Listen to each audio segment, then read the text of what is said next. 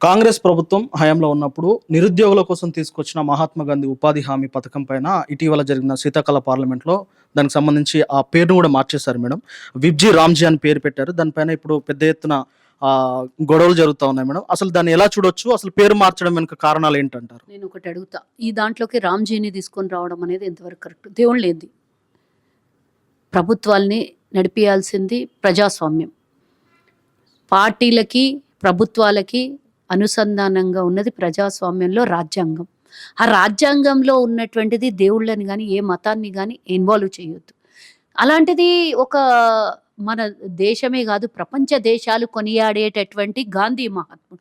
ఆ గాంధీ మహాత్ముని ఉనికిని తీసేయాలి అని కంకణం కట్టుకొని ఈరోజు బీజేపీ పరిపాలన కేవలం గతంలో కాంగ్రెస్ చేసిన ప్రతి మంచి పనిని తుడిచేయాలి, చరిత్రను మార్చేయాలని తప్పించి 11 సంవత్సరాలలో దేశానికి కానీ దేశ ప్రజలకు కానీ చేసింది ఏం లేదు. నా బాధ అంతా ఒకటే, అసలు మీరు పార్టీని మొదలుపెట్టినప్పటి నుంచి ఇప్పటిదాకా కాంగ్రెస్ పార్టీ మీద తప్పించి మీకు నిజంగా ప్రజల మీద ఎక్కడైనా ప్రేమ చూపించిండ్రా, ఏదన్నా మంచి పని చేసిండ్రా? ఫస్ట్ ప్రభుత్వంలో అధికారంలో రాగానే ఇందిరాగాంధీని తిట్టిండ్రు. ఇందిరాగాంధీ జీవితం మొత్తం బూతులు ఇష్టం వచ్చినట్లు ఆమెను అవమానించడం, దేశ ప్రధానిని ఒక మహిళ, ఉక్కు మహిళగా ప్రపంచ దేశాలు కొనియాడినటువంటి ఒక మహిళ ప్రధానమంత్రి, మాజీ ప్రధానమంత్రి, మన దేశం కోసం ప్రాణాలు అర్పించిన ఇందిరాగాంధీ అని కలబడ్డారు. ఆ తర్వాత నెహ్రూ వెనకాల ప్రతి పనికి, అసలు కూర్చుంటే నెహ్రూ, నిలబడితే నెహ్రూ, ఏది చేసినా కరోనా వస్తే నెహ్రూ, లేకపోతే తింటే నెహ్రూ, పండుకుంటే నెహ్రూ, పార్లమెంటు నెహ్రూ, పార్లమెంటు బయట నెహ్రూ, పథకాల నెహ్రూ, పథకాల బయట నెహ్రూ, అన్ని నెహ్రూ నెహ్రూ నెహ్రూ నెహ్రూ, అన్ని నెహ్రూ మీద ఏడ్చి ఏడ్చి ఏడ్చి ఏడ్చి ఏడ్చి వాళ్ళ జీవితం కథమయ్యేటట్టున్నది. అదైపోయింది. ఇప్పుడు ఇందిరాగాంధీని వదిలేసి నెహ్రూని పట్టుకున్నారు, నెహ్రూని వదిలేసి గాంధీని పట్టుకున్నారు. ఇప్పుడు గాంధీని చంపిన గాడ్సే వర్గానికి చెందినటువంటి బీజేపీలు ఫస్ట్ దేశ స్వతంత్రం తెచ్చిన గాంధీని చంపినోడు గాడ్సే, బయట చంపిన గాడ్సే. ఈరోజు పార్లమెంటు సాక్షిగా రెండవసారి మళ్ళీ గాంధీని చంపిన వాళ్ళు ఎవరు అని అంటే బీజేపీలు. అప్పుడు బీజేపీలే చంపిన ఆయనని, ఇప్పుడు మళ్ళీ ఒకసారి రెండవసారి బీజేపీ సావుకు కారణం చేసినటువంటి, అంటే బీజేపీలు మహాత్మా గాంధీని రెండవసారి చంపడం అంటే ఎంత బాధాకరం. అసలు గాంధీ మహాత్ముని పేరుంటే ఆయన ఏమన్నా పార్టీలకు అతీతంగా దేశానికి స్వతంత్రం తెచ్చిన ప్రధాన నాయకుడిగా ఆయన పనిచేసిండు. ఎన్నో దేశాలలో ఆయన విగ్రహాన్ని పెట్టి ఈరోజు ఆయన వర్ధంతిని, జయంతిని వాళ్ళు దండం పెట్టుకొని చేస్తారు. అట్లాంటిది మన దేశంలో మనం ఎందుకు ఒకరోజు జెండా గురించి మాట్లాడతారు, ఒకరోజు జాతీయ గీతం గురించి మాట్లాడతారు, ఒకరోజు గాంధీ గురించి మాట్లాడతారు, ఒకరోజు నెహ్రూ గురించి ఒకరోజు ఇందిరాగాంధీ గురించి మాట్లాడతారు, ఒకరోజు దీని గురించి. కానీ ఎన్నిటి వెనకాల బీజేపీ దేశ స్వతంత్రంలో భాగస్వామ్యం ఎంత అని అడుగుతున్నాను. మీ పార్టీకి కానీ ఆర్ఎస్ఎస్ వాళ్ళు కానీ ఎవరన్నా దేశ స్వతంత్రంలో భాగస్వామ్యం ఉన్నారా? ఆయనని బుల్లెట్తో తూడ్చు పొడిచి చంపినటువంటి మీరు ఈరోజు ఆ గాంధీ మహాత్ముని ఉనికి చెరిపేయాలి, కాంగ్రెస్ పార్టీ దేశంలో లేకుండా చేయాలి. ఒకటిగా ఈరోజు మొదలుపెట్టిండ్రు. గాంధీ ఫోటో నోట్ల మీద కూడా, కరెన్సీ మీద కూడా ఉండొద్దని కుట్రపండి చివరికి ఏడు వరకు తీసుకొని పోతారో. ఈరోజు 140 కోట్ల మందిని అవమానపరిచినట్టు. నువ్వు గాంధీని ఎందుకు అవమానపరుస్తున్నావు? మీకేమైనా చేతనైతే ఆ రోజు కాంగ్రెస్ హయాంలో మన్మోహన్ సింగ్ గారు ప్రధానమంత్రి ఉన్నప్పుడు సోనియా గాంధీ గారి ఇనిషియేటివ్ వల్ల ఉపాధి హామీ పథకము పేరు మీద గ్రామీణ ప్రాంతాలలో రైతు కూలీల కోసమో లేకపోతే నిరుద్యోగ కూలీల కోసమో ప్రభుత్వం తీసుకొచ్చినటువంటి అతి ప్రధానమైనటువంటిది మన్రేగా.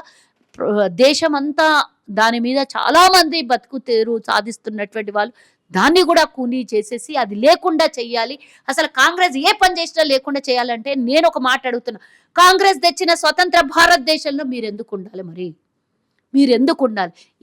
మేము మా ఉనికి లేకుండా చేస్తే, మేము తీసుకొని వచ్చిన స్వతంత్రంలో మీ భాగస్వామ్యం లేనప్పుడు మీరెందుకు ఉండాలి? గాంధీ మహాత్ముని ఆ ప్రజ్ఞా సింగ్ ఠాగూర్ పార్లమెంటు సాక్షిగా బయటకు వచ్చి ఆయనకు బుల్లెట్ పెట్టి ఒక ఫోటో పెట్టి, అసలు గతంలో గాంధీ మహాత్ముడిని తిట్టిన, ఆయన వర్ధంతి రోజు, జయంతి రోజు తప్పుడు మాట్లాడినా లేదా జెండాకి ఏదైనా ఎవరైనా విరుద్ధం చేసినా కేసులు అయ్యేటివి. అట్లాంటిది ఈరోజు డైరెక్ట్గా పబ్లిక్లో గాంధీని వచ్చి తిడుతున్నటువంటి దుర్మార్గులు మీరెక్కడ దేశభక్తులు అవుతారు? అన్నిటినీ వ్యతిరేకించిన వాళ్ళు ఈరోజు ఐఏఎంస్లో మరి కాంగ్రెసే తీసుకొచ్చింది కదా. మరి దాంట్లో మీరు ఎంతమంది ట్రీట్మెంట్ తీసుకుంటలేరు? ఈరోజు ఐఐఎంసే కానీ, ఇండస్ట్రీసే కానీ, రైల్వేసే కానీ, ఎల్ఐసీలే కానీ, ఈరోజు రోడ్లే కానీ, లైట్లే కానీ, ప్రతి ఒక్కటి కాంగ్రెస్ అభివృద్ధి చేసిందే కదా. అవన్నీ మీకు కావాలి. ప్రైవేట్ వాళ్ళకు, గుజరాత్ వాళ్ళకు దారాదత్తం చేయడానికి టెలికాంని ఇవ్వాలి, రైల్వేని ఇవ్వాలి, ఎల్ఐసీని ఇవ్వాలి, పెట్రోల్ని ఇవ్వాలి, అన్ని ఇచ్చేసి అన్ని అమ్మేసుకొని గాంధీ మహాత్ముని పేరు చెరిపేయాలి, భారతదేశంలో కాంగ్రెస్ పేరు చెడిపేయాలని మీకు ఎంత పగబట్టి ఉన్నారు. దేశానికి అభివృద్ధి చేద్దాం, మేము ఇంకో కొత్త రకంగా ఏమైనా తీసుకొని వద్దాం, లేదు కాంగ్రెస్ తీసుకొచ్చినటువంటి ఉపాధి హామీ పథకం లాగా ఇంకోటి ఏదైనా దేశ ప్రజల కోసం, ఏదైనా మనం పేద ప్రజల కోసం ఏమైనా చేయాలని కొత్త పథకాన్ని తీసుకొని వచ్చి మీరు అవసరం ఉన్న పేరు పెట్టుకోండి. మేం చేసిన పథకం మీద మేము పెట్టినటువంటి పేరుని తీసేసే హక్కు అధికారం మీకు ఎవరు ఇచ్చారు? పార్లమెంట్లో మీకు అంటే తగినంత బిల్లు పాస్ చేసుకోవడానికి తగినంత సభ్యత్వం ఉంది కాబట్టి ఏది పడితే అది పాస్ చేసుకున్నాడేనా, ఏది పడితే అది మార్చుడేనా? మోదీ బతుకుండంగా విమానాశ్రయం పేరు మార్చుకోవడం, విమానాశ్రయాన్ని అమ్మేసుకోవడం, ఏది పడితే అది 1000 ఎకరాల అడవి ప్రాంతాలని ఎంతమంది నక్సల్స్ని చంపుతూ అడవి ప్రాంతాలను అన్నిటిని తీసుకొని పోయి అదానికి అంటగట్టడానికి బాక్సైట్ తీసుకొని పోయి ఈరోజు దాన్ని మొత్తం ఆయన వ్యాపారాన్ని అంటగట్టడం కోసం, కేవలం ఒక గుజరాతీ కొంతమందిని బతికించడం కోసం కాంగ్రెస్ ఉనికిని జడిపేయాలి. ఆర్ఎస్ఎస్ మాత్రమే ఈరోజు అన్ని చేసిందని చూపించుకోవాలి. అసలు ఏ మంచి పని చేసినా ఉనికి ఉండొద్దు, పేరు ఉండొద్దు, మొత్తం నామం లేకుండా ఉండాలని కంకణం కట్టుకున్నారు తప్పించి మేము అడుగుతున్నాం. మేము చేసిన అభివృద్ధి పేర్ల మీద, పథకాల పేర్ల మీద మార్చినా కూడా కనీసం మీరు ఏం చేశారు? చెయ్యండి మీరు అట్లనన్నా. ఈ 11 సంవత్సరాల్లో 200 లక్షల కోట్ల అప్పు చేసి దేశ ప్రజల మీద దొబ్బిర్రు మీరు. ఇంత నష్టం చేసి, భారీ నష్టం చేసి ఈరోజు డాలర్ ధర 92 రూపాయలు అయ్యింది. ఎవరికి చెప్పుకోవాలి ఈ బాధ? ఎవరు వింటారు?